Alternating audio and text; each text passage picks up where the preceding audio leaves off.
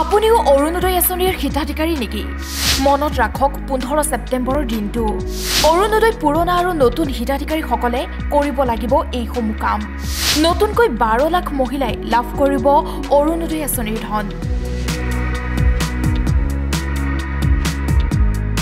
পুনৰ নতুনকৈ লাখ লাখ মহিলাই লাভ কৰিব অৰুণোদয় আঁচনিৰ ধন।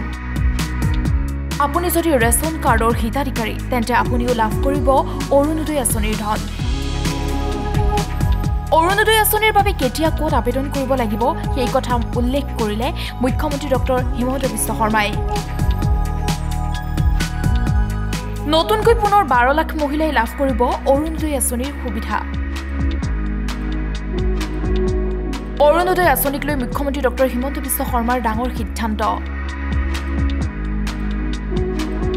নতুনকৈ প্ৰতিটো সমষ্টিতে 10,000কৈ মহিলাক দিয়া হ'ব অৰুণোদয় আঁচনি। ৰাজ্যৰ 12,60,000 নতুন হিতাধিকাৰীক দিয়া হ'ব অৰুণোদয় আঁচনি। ইয়াক অৰুণোদয় 3.0 নামেৰে জনাজাত হ'ব। অৰুণোদয় 3.0ৰ বাবে নতুনকৈ কৰিব লাগিব প্ৰত্যেকে আবেদন।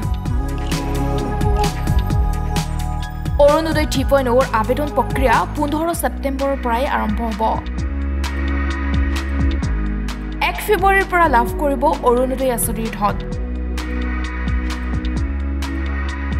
ৰেচন কাৰ্ড থকা পৰিয়ালেহে লাভ কৰিব অৰুণোদয় আঁচনিৰ সুবিধা। কিন্তু ৰেচন কাৰ্ডৰ সৈতে আধাৰ লিংক হৈ থাকিব লাগিব।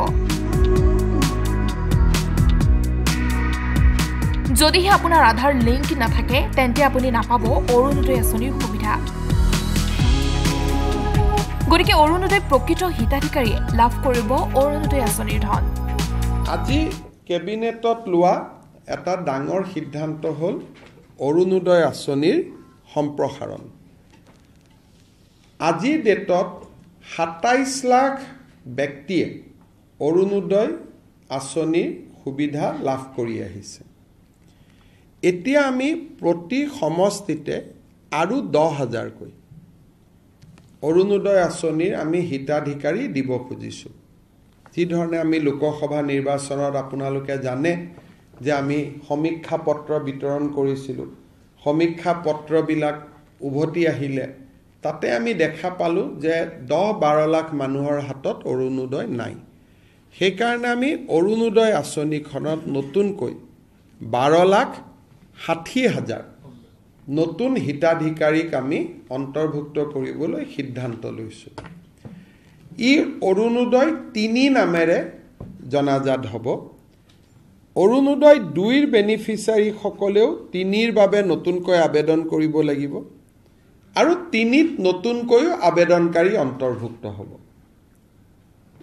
এই অৰুণোদয় 3ৰ প্ৰক্ৰিয়াটো 15 ছেপ্টেম্বৰৰ পৰা আৰম্ভ হ'ব আৰু আমি 1 ফেব্ৰুৱাৰীত নতুন হিতাধিকাৰীসকলক আমি অৰুণোদয় আঁচনি দিয়া আৰম্ভ কৰিম।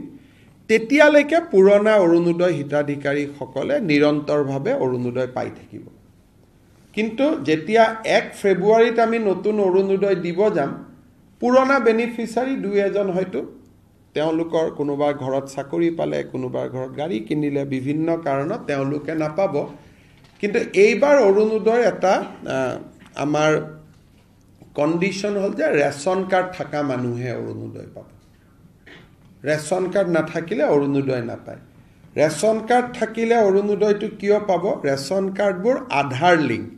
গতিকে অট'মেটিক অৰুণোদয়টো তেতিয়া আধাৰ লিংক হৈ যাব। নহ'লে মই যোৱাবাৰ আপোনালোকক কৈছোঁ যে বহুত সময়ত কিছু অৰুণোদয় বেনিফিচিয়াৰীত কিছুমান মানুহৰ নাম সোমাইছে যাক বিচাৰি পাব দিগদাৰী হয় পিছত। News desk report time 8।